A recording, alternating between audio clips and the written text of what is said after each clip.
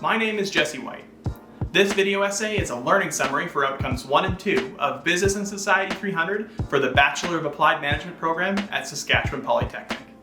The purpose of this video essay is to examine the modern corporation's relationship with society. To do that, we are going to examine what is a corporation, the history of business as it relates to society, who the stakeholders are in a corporation, and finally, what responsibility does business have to society?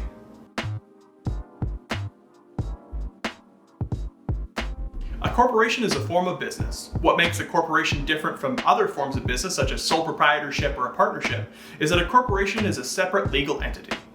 Incorporating a business protects its internal stakeholders from legal liability. For example, if someone slips and falls in a Walmart and that person sues, the legal responsibility is that of the corporation and not of the store manager or the employees. Corporations are formed when the people in charge of a business go through the process of incorporation. That process includes the exchange of shares in the company for capital. As the ownership of a corporation belongs to the shareholders, a corporation is also protected in the event that individuals in charge of the business move on from the company or should they pass away.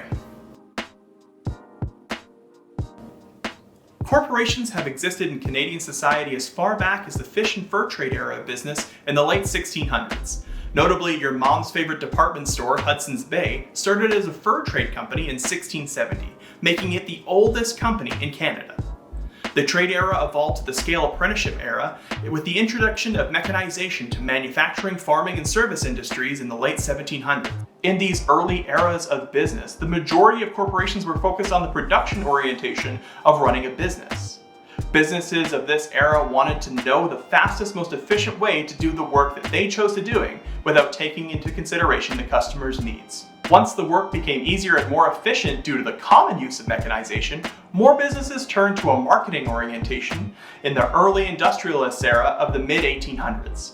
These marketing-oriented companies were focused on their consumers' needs. They utilized the give-and-take influence of their marketing to create monopolies and trusts in the late 1800s and early 1900s. Of course, trusts and monopolies were a major threat to capitalism as a concept and were made illegal with antitrust and competition regulations put in place to stop them.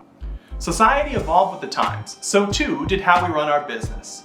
The trust era of business gave way to the professional management era in the mid-1900s. Businesses would recruit executives to run their companies. They would give power to an individual or group to carry out the business's activities on behalf of the shareholders, but had no real oversight. Unfortunately, more often than not, as the saying by Lord Acton goes, absolute power corrupts absolutely.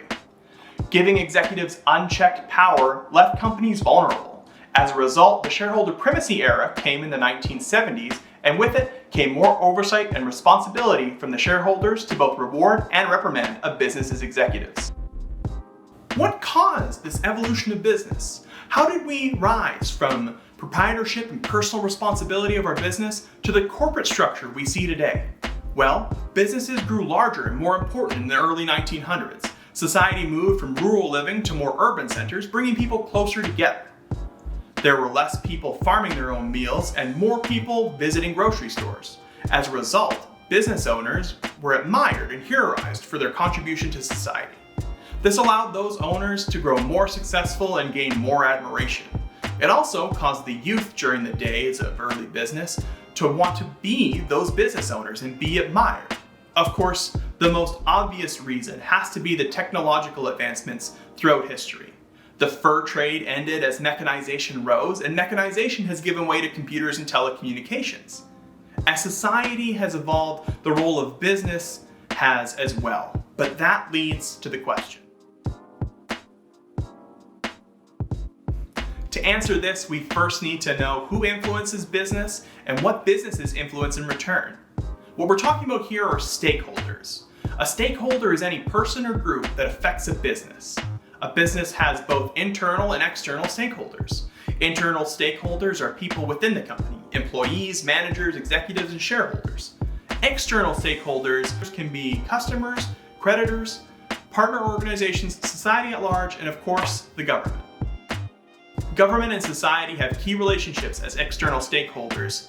This relationship is give and take. Businesses need the government to provide infrastructure and stability to operate, while the government needs businesses to generate tax revenue and support the economy.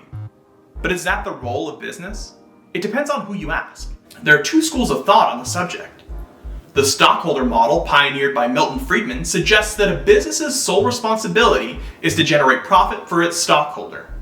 However, the other idea, pioneered by Thomas Donaldson and Lee Presley, suggests that a business's responsibility is to better society as a whole, that a business should fulfill a need of the people at large. So, who's right? Well, looking back at what we've discussed, the two schools of thought sound very similar to the different business orientations throughout history. Friedman's idea that businesses should solely focus on the betterment of its internal stakeholders sounds a lot like the production orientation of the fur trade and scale apprenticeship eras of business.